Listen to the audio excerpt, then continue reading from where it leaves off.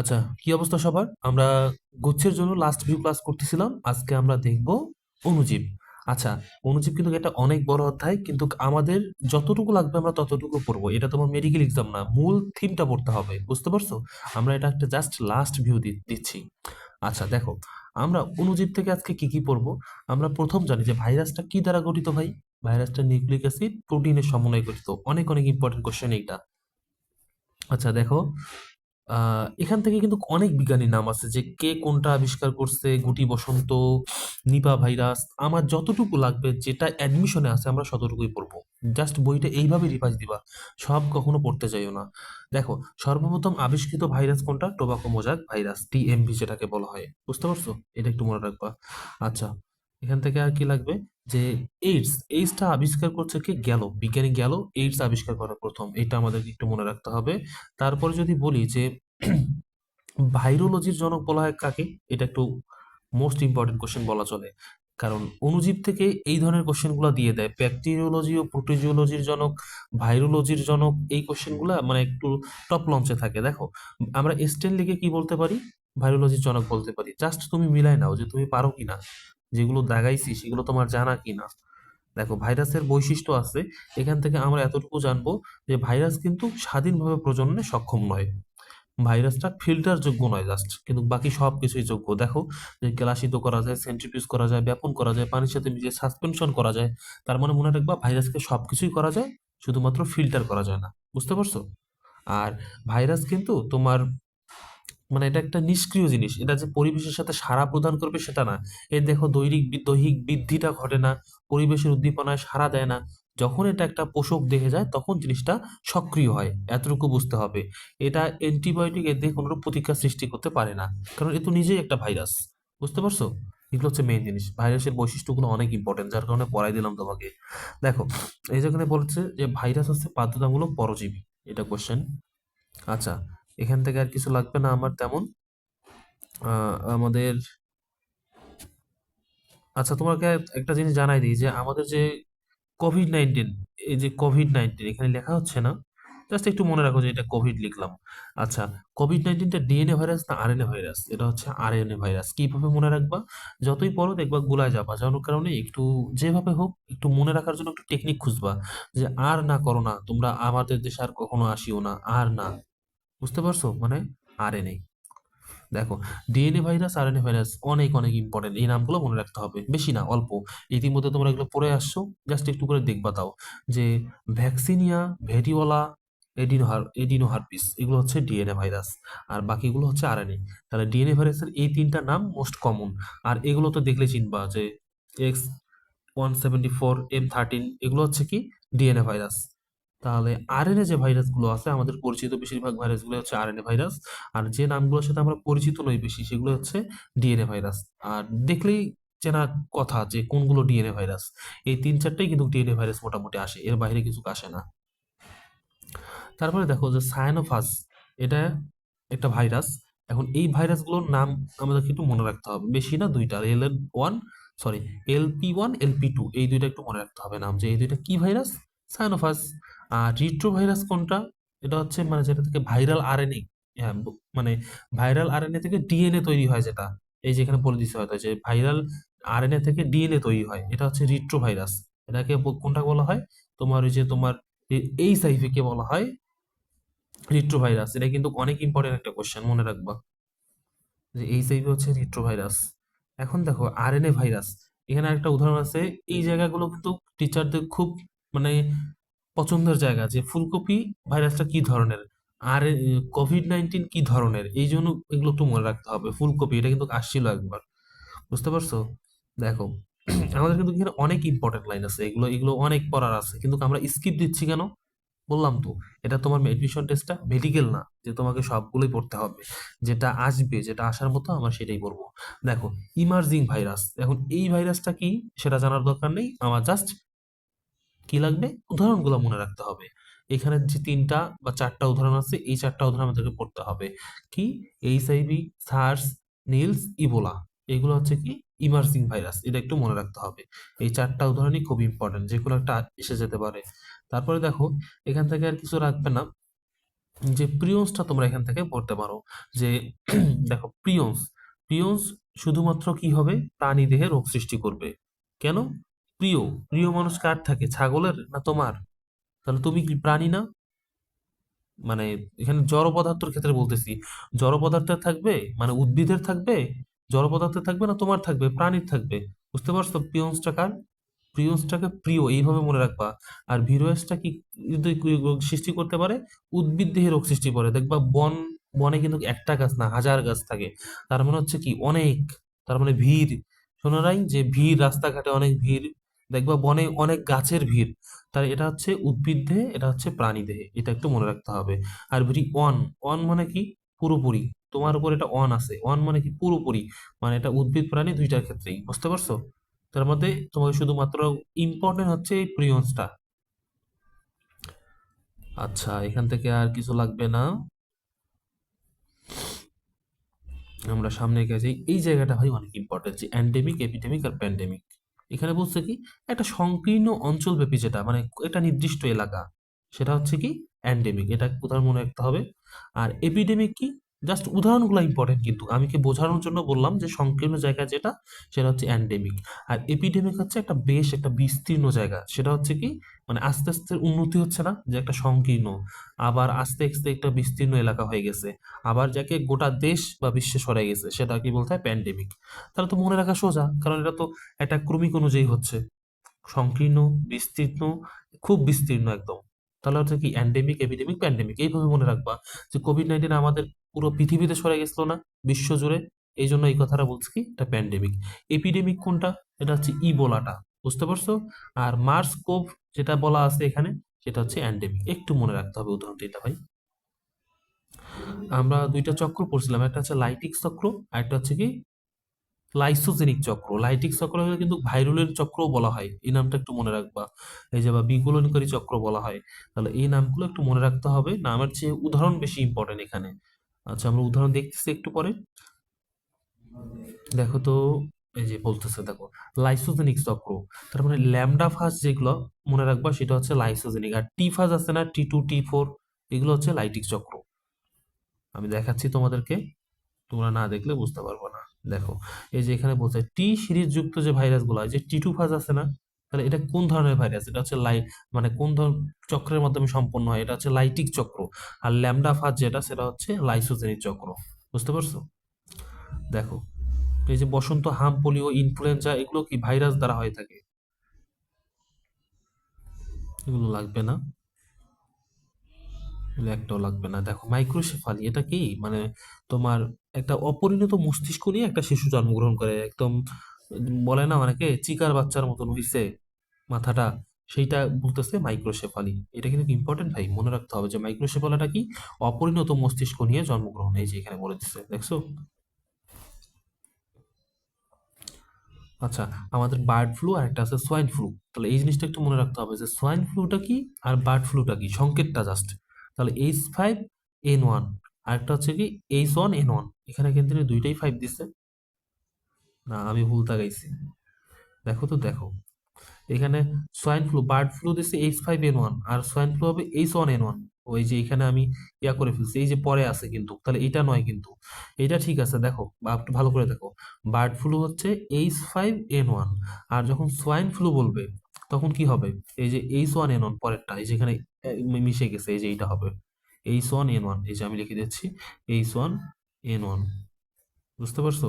Bird ফ্লুতে 5 থাকবে আর swine ফ্লুতে 5 থাকবে না, দুইটাই 1 1। আশা করি বুঝতে পারছো। দেখো তারপরে আমাদের এই জিনিসটা লাগবে যে হেপাটাইটিস বি দিয়ে মানুষের লিভার ক্যান্সার হয়, আর পেপিলোমা ভাইরাস দিয়ে অ্যানোজেন্টিক্যাল ক্যান্সার হয়। অ্যানোজেন্টিক্যাল ক্যান্সারটা কি, যেটা জরায়ুর মুখে হয়ে থাকে। এই ক্যান্সার দুইটার নাম মনে রাখতে হবে, কোনটা দিয়ে কি হয়।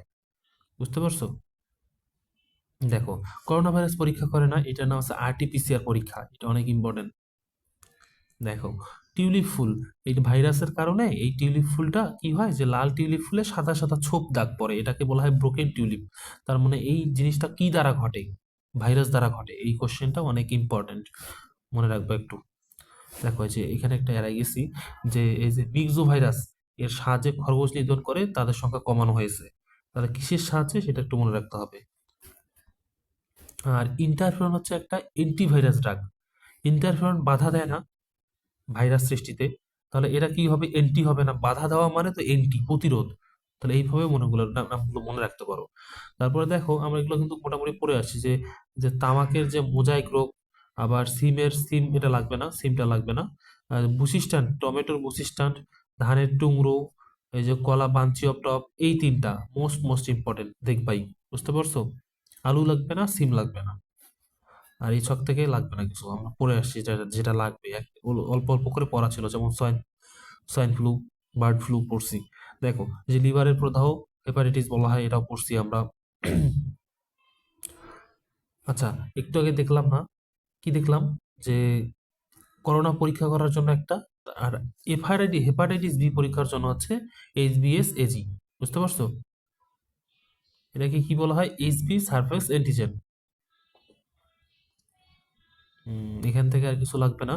আমার ম্যালেরিয়া আর ডেঙ্গুর তোমার কত ডিগ্রি জ্বরটা আসে সেটা একটু মনে রাখতে হবে, যে 103 থেকে 5 এটা হচ্ছে ডেঙ্গুর ক্ষেত্রে, আর 104 থেকে 106 ওটা হচ্ছে ম্যালেরিয়ার ক্ষেত্রে, একটু পর দেখতে পারবা। আর এটা কি দ্বারা হয়ে থাকে, এডিস ইজিপ্টি দ্বারা হয়ে থাকে। এটা এক ধরনের ফ্লাভি ভাইরাস। বুঝতে পারছো? বেশি কিন্তু না ডাটা, কিন্তু পড়তে হবে। দেখো হেমোরোজিক ডেঙ্গু জ্বর আর একটা হচ্ছে ডেঙ্গু শক সিনড্রোম, এইখানে আমরা একটু গোলমাল করি। যখন রক্তের অনুচক্রিকাটা ভীষণভাবে কমে যায়, মানে রক্ত জমাট বাঁধতে পারে না, সেই অবস্থাটা কিসের কারণে হয়ে থাকে, হেমোরোজিক ডেঙ্গু জ্বর। বুঝতে পারছো? মানে ডেঙ্গু জ্বরের কিন্তু 4টা সেরোটাইপ আছে, তার মধ্যে এই হেমোরোজিক ডেঙ্গু জ্বরে রক্তের প্লেটলেট মানে ভীষণভাবে হ্রাস পায়। আর যদি বলে হেমো কনসেন্ট্রেশনটা কোথায় ঘটে, সেটা হচ্ছে ডেঙ্গু শক সিনড্রোমে। এটা একটু মনে রাখতে হবে। এই যে রক্তের যে প্লাটিলেট বা অনুচক্রিকার সংখ্যাটা যে কমে যায়, সেটা 1.5 লাখ এর নিচে কম নামে, এই সংখ্যাটা দিয়ে দেয় হুবহু।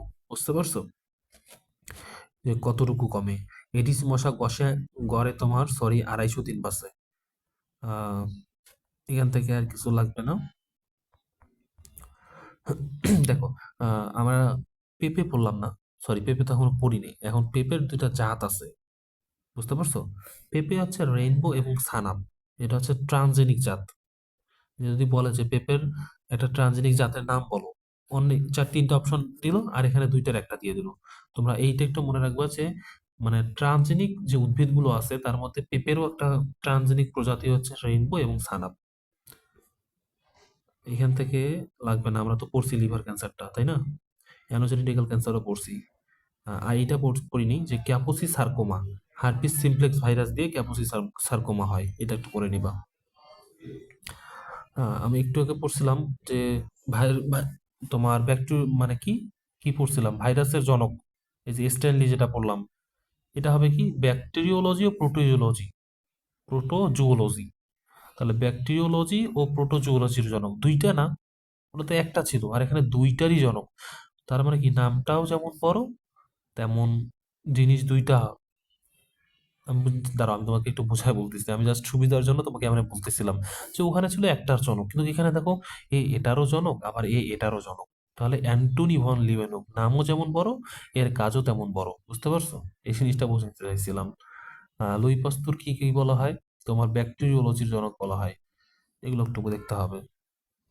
যক্ষ্মার জন্য দায়ী হচ্ছে ম্যাকোব্যাকটেরিয়াম টিউবারকুলোসিস, এটা একটু দেখতে পারো। এগুলো আর লাগবে না তেমন। দেখো ব্যাকটেরিয়ার কোষপ্রাচীরের প্রধান উপাদানটা কি? অনেক উপাদান আছে, কিন্তু কিন্তু পেপটিডোগ্লাইকন বা মিউকোপ্রোটিন এইটা হচ্ছে প্রধান, এর সাথে মুরামিক অ্যাসিড, টিকোইক অ্যাসিড এগুলো থাকে। কিন্তু আমাদেরকে মনে রাখতে হবে এইটা যে প্রধান উপাদান কোনটা, পেপটিডোগ্লাইকন বা মিউকোপ্রোটিন। এটা একটু মনে রাখতে হবে যে ব্যাকটেরিয়া যে একটা তাপমাত্রা দেওয়া আছে নির্দিষ্ট করে, সেটা হচ্ছে কি -17 থেকে 80 ডিগ্রি, -17 থেকে 80 ডিগ্রি সেন্টিগ্রেড তাপমাত্রা এরা বাঁচে। এর নিচে হলেও বাঁচবে না, বেশি হলেও বাঁচবে না। বুঝতে পারছো? আর এখানে একটা মোস্ট ইম্পর্টেন্ট কোশ্চেন আছে, তোমরা এইভাবে জাস্ট মনে রাখবা, বারবার পড়বা, এমনি দেখবা তোমার মুখে এসে যাচ্ছে, যেমন আমার এখন মুখে আসে যে অ্যাজোভেক্টর মাস্ট। মানে অ্যাজোভেক্টর মাস্ট মানে কি, থাকতেই হবে। কি থাকতে হবে? অক্সিজেন থাকতে হবে। তাহলে অ্যাজোভেক্টর পরে আর এগুলো পড়ার দরকার নেই, জাস্ট অ্যাজোভেক্টর নামটা মনে রাখবা যে অ্যাজোভেক্টর মাস্ট। তার মানে কি, অ্যাজোভেক্টরে অক্সিজেন অবশ্যই থাকতে হবে, মানে বাধ্যতামূলক। আর ক্লোস্ট্রিডিয়াম উইদাউট, মানে ক্লোস্ট্রিডিয়ামে লাগে না। যে যেভাবে পারো এই উদাহরণ দুটা মনে রাখবা, যে বাধ্যতামূলক বায়বীয় আর বাধ্যতামূলক অবায়বীয় কোনটা। এটা তো বললাম -17 থেকে 80 ডিগ্রি সেলসিয়াস তাপমাত্রা। আর এই যে ইকোলি মানে আমাদেরকে কি সরবরাহ করে থাকে, ভিটামিন বি কমপ্লেক্স, এটা একটু মনে রাখতে হবে।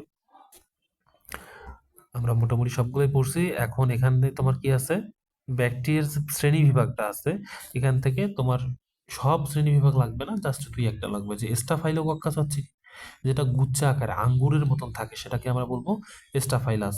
আর যেটা চেইন আকৃতি সেটাকে আমরা বলবো স্ট্রেপ্টোকক্কাস।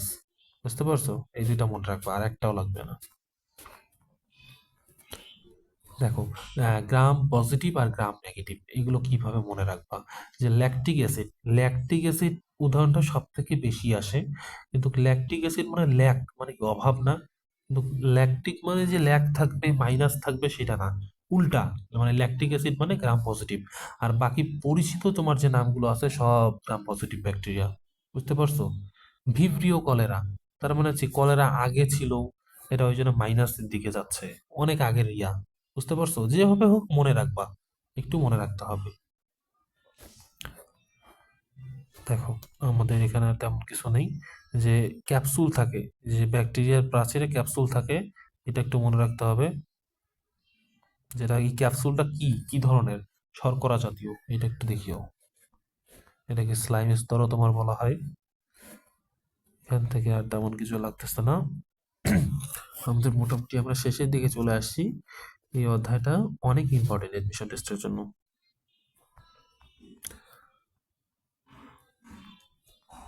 আচ্ছা দেখো, একটা কোয়েশ্চেন আছে যে নাইট্রিফাইং করে কোন ব্যাকটেরিয়া, সেটা মনে রাখতে হবে। নাইট্রিফিকেশন করে কোন ব্যাকটেরিয়া, দেখো তো, নাইট্রোভেক্টর, নাইট্রোসোমোনাস, এই উদাহরণ দুটা মনে রাখতে পারবা না? একটু দেখবা। আচ্ছা দেখো, এখানে বলছে যে চা কফি তামাক প্রক্রিয়াজাতকরণে কোনটা ব্যবহার হয়। এই যে অনেকগুলো উদাহরণ দিবে, এগুলো কিন্তু আসে ভাই, এগুলো মোস্ট মোস্ট ইম্পর্টেন্ট কোশ্চেন। যে চা কফি তৈরি করতে গেলে কি বড় বড় কোম্পানি না চা কফি, তাহলে হচ্ছে মেগা। দেখো নামের মাঝে কিন্তু উত্তর আছে, মেগা। মেগা মানে কি বড় না, মেগা মাল্টি ন্যাশনাল কোম্পানিগুলোই তো চা কফি তৈরি করে থাকে। ব্যাসিলাস মেগাটেরিয়াম। এই যে বলছে কি ক্লোস্ট্রিডিয়াম, এটা কি পাটের আঁশ সরাতে, পাটের যে আঁশ আছে, পাটের আঁশগুলো কিন্তু গায়ের সাথে লেগে থাকে একদম ক্লোজ ভাবে। এই জন্য এটা আমরা এইভাবে মনে রাখবো যে ক্লোস্ট্রিডিয়াম। ব্যাসিলাস, আমরা কি বেশি দেই, ঈদের সময় দেখবা চামড়া বেচে দেই, তাহলে এটা হচ্ছে কি তোমার ব্যাসিলাস। তাহলে এই উদাহরণ তিনটা 100% ইম্পর্টেন্ট। উদাহরণ মিস দেওয়া যাবে না ভাই। ভাবিও না যে উদাহরণ আসবে না কখনো, কঠিন কঠিন নাম আমি কিন্তু তোমাদেরকে ভেঙে বুঝাই দিলাম যে কোনটা কিভাবে মনে রাখবা। দেখো আমি এখানে বলেই দিলাম যে বেসিলাস কি বেশি আমরা, চামড়া শিল্প বেশি না, ঈদের সময় ক্লোজ, একদম পাটের আঁশের সাথে কিন্তু থাকে, একদম গায়ের সাথে লেগে থাকে। এই জন্য ক্লোস্ট্রিডিয়াম ক্লোজ থাকে। মেগা, মেগা হচ্ছে কি, যেটা মাল্টি ন্যাশনাল কোম্পানি, চা তামাক এগুলো হচ্ছে। তাহলে বুঝতেই তো পারতেছো নাকি। এই যে ভিটামিন তৈরিতে কি ব্যবহার করা হয় থাকে, অন্ত্রের ইকোলি, অন্ত্রের ইকোলিটা ভিটামিন বি তৈরি করে থাকে। বুঝতে পারছো? দেখো অন্ত্রের, সরি আমি বলিনি হয়তো ভালোভাবে, তুমি বুঝতে পারোনি। মানে মানুষের অন্ত্রে এই যে যে ইকোলি যে ব্যাকটেরিয়াটা আছে, এটা কি তৈরি করে থাকে, ভিটামিন বি, বি 12 আর ফলিক অ্যাসিড, এই তিনটা জিনিস তৈরি করে থাকে। এটা একটা ইম্পর্টেন্ট কোশ্চেন, পড়তেই হবে যে এই তিনটা জিনিস তৈরি করে থাকে। আচ্ছা, এখান থেকে আর তেমন কিছু নেই। যৌনবাহিত রোগ কোনটা, সেটা হচ্ছে কি নেসিয়া গনোরিয়া, এটা একটু মনে রাখবা। এই যে সিফিলিস, এই দুইটা নাম একটু মনে রাখবা, একটা হচ্ছে গনোরিয়া আর একটা হচ্ছে সিফিলিস। মনে থাকবে তো? এখান থেকে আর লাগবে না। দেখো, এটা কিন্তু এখন রানিং কোশ্চেন গুলোতে এটা দিচ্ছে বেশিরভাগ, যে ক্লোস্ট্রিডিয়াম এসপি, এটা বিমানের জ্বালানিতে দুর্ঘটনা ঘটাতে পারে। বুঝতে পারছো? এটা বিমানের দুর্ঘটনা ঘটাতে পারে। এখান থেকে আর তেমন কিছু নেই, এগুলো কিচ্ছু লাগবে না। যেগুলো বলতেছি লাগবে না, তুমি একদম নির্দ্বিধায় স্কিপ করতে পারো, কারণ তোমার কোশ্চেনে মেডিকেল কোশ্চেন টার্ম কিছু থাকবে না, যে তোমাকে প্রতিটা লাইন ঘেটে ঘেটে দেখতে হবে। যেটা আসবে সেটাই। আমরা একটু আগে বললাম না যে কলেরা একটা গ্রাম নেগেটিভ ব্যাকটেরিয়া, এটা একটু মনে রাখবো, এই যে এখানে দেওয়া আছে। বুঝতে পারছো? কলেরা একটা gram negative bacteria, important question ছিল ওটা। আমাদের শেষের দিকে এই বক্সটা 100%, যদি এই অধ্যায় থেকে কোশ্চেন হয়, এখান থেকে কোশ্চেন হওয়ার চান্সটা অনেক থাকে। বুঝতে পারছো? আচ্ছা, আমি এখন দেখাই তোমাদেরকে। প্লাজমোডিয়াম ফ্যালসিডিয়াম যেগুলো দেখাবো সেইগুলা থেকে আসবে। প্লাজমোডিয়াম ফ্যালসিপারাম ম্যালিগন্যান্ট ম্যালেরিয়া রোগের নাম। এই যে প্লাজমোডিয়াম ওভেলি, এটা হচ্ছে কি টার্সিয়ান ম্যালেরিয়া। কোনটা বলে দিবে যে এই রোগটার পরজীবীর নাম কি? Plasmodium ovale. আবার বলবে plasmodium vivax benign tertian malaria, plasmodium malaria quartan malaria. এখান থেকে এই ঘন্টার ক্ষেত্রে যে কোনটার জ্বরের প্রকৃতি কতটুকু থাকে, এইটার মধ্যে সব থেকে বেশি আসে এইটা। আর তুমি এটা মনে রাখতে পারো যে বিনাইন টার্সিয়ান ম্যালেরিয়া 48 ঘন্টা পর পর। আর যদি বলে কোয়া টান, 3 দিকে টান নিচ্ছে, মানে 3 24 72, এইভাবে মনে রাখতে পারো। এই যে ফেলসিপ্রাম, ফেলসি কি ফেলসিস? ওই যে মা বলছে, এই যেখানে মেয়া আছে, তাহলে মা বলছে ফেলসি, ময়লা আবর্জনা ফেলসি। বুঝতে পারছো? প্লাজমোডিয়াম ওভেলি, ওভেলিকে ও বাড়ি বলতে পারিস, যে ও বাড়ি, ও বাড়ি যেতে কি লাগে? কিছুটা সময় লাগে, মৃদু সময়ে। বুঝতে পারছো? যে প্লাজমোডিয়াম ভিভ্যাক্স, ভিভ্যাক্স একটা মলমের নাম, যেটা 9 টাকা দাম। বি9, বি9, যে যেভাবে পড়ো মনে রাখবা, কারণ যেখান থেকে কোশ্চেন আসে সেটা তোমাকে পড়তেই হবে যেভাবেই হোক। তোমার যদি মনে হয় যে এটা কঠিন, মুখস্থ করতে পারবো না, তুমি জাস্ট মনে রাখার জন্য একটা টেকনিক খোঁজো। এটা তো তোমার সারা জীবন মনে রাখতে হবে না। এই যে ম্যালেরিয়ার তাপমাত্রাটা বলে দিছিলাম একটু আগে, ডেঙ্গুর হচ্ছে 103 থেকে 105, আর এর 104 থেকে 106। যেটা লাগবে সেটা পড়তে হবে। ভাবিও না যে এটা জ্বরের তাপমাত্রা লাগবে না, আসে দেখে বলছি যে লাগবে। যে বহু নিউক্লিয়াস বিশিষ্ট যে দশাটা, সেটাকে আমরা কি বলবো? সাইজন্ট দশা বলবো। বুঝতে পারছো? সাইজন্ট হচ্ছে কি একটা বহু নিউক্লিয়াস বিশিষ্ট দশা। এই যে এখানে বলছে হেপাটিক সাইজোগনি, এটা হতে 7 থেকে 10 দিন সময় লাগে। এই টাইমটাও ইম্পর্টেন্ট, এই টাইমটাও পড়তে হবে। হেপাটিক সাইজোগনি 7 থেকে 10 দিন সময় লাগে। বুঝে গেছে? এখানে আর কিছু লাগবে না, আমাদের শেষের দিকে একদম চলে আসছি। দেখো, এই যে হেপাটিক সাইজোগনিটা যকৃতে হয়, আর এরিথ্রোসাইটিক সাইজোগনিটা কোথায় হয়? লোহিত রক্তকণিয়া হয়। এটা মনে রাখতে পারবে না? দেখো, পাইরোজেন, এই পাইরোজেনের কারণে কিন্তু জ্বর হয়। কি বলছে? যে যখন লোহিত রক্তকণিকার প্রাচীর ভেঙে রক্তরসে এসে পড়ে, তখন মেরোজয়েন্টগুলো নষ্ট করার জন্য রক্তের শ্বেত রক্তকণিকা অতিরিক্ত পাইরোজেন ক্ষরণ করে। বিষাক্ত এই পাইরোজেন নামক রাসায়নিক পদার্থের প্রভাবে পরবর্তীতে দেহে তাপমাত্রা যখন বৃদ্ধি পায় তখনই জ্বর হয়। তার মানে পাইরোজেন কথাটা থাকলে তোমার জ্বরের কথা মনে রাখবা। কিভাবে পাই? দেখো তো, পাইটা কিসের মতন? একটা ছাতার মতন। ছাতা, বৃষ্টির দিনে ছাতা কি করবে? জ্বর আনবে। বোঝা গেছে? ছাতা না নিলে জ্বর আসবে। যে যেভাবে পারো মনে রাখবে। আচ্ছা, এই যে ও সিস্টের সংখ্যাটা আসে যায়, এটা ভাই মনে রাখতে হবে যে 50 থেকে 500টা। বোঝা গেছে? যে ও কিনে হ্যাপ্লয়েড দশা না ডিপ্লয়েড দশা? টয়েসেন, ডিপ্লয়েড দশা মনে রাখতে হবে। এখানে আর কিছু নেই। দেখো, যে মসকিউরেক্স বা আরটিটিএস, এটা হচ্ছে একটা টিকার নাম, সেটা হচ্ছে কি ম্যালেরিয়ার টিকা। ইম্পর্টেন্ট কোশ্চেন, 100% ইম্পর্টেন্ট কোশ্চেন, ওটা দিবা। আর এইগুলো যেগুলো আছে এগুলো কিন্তু সব ইম্পর্টেন্ট, কিন্তু আমি তোমাকে পড়াই দিচ্ছি যেগুলো লাগবে। যে ভাইরোলজি প্রথমে পড়াই দিচ্ছি, স্ট্যানলি ভাইরোলজির জনক।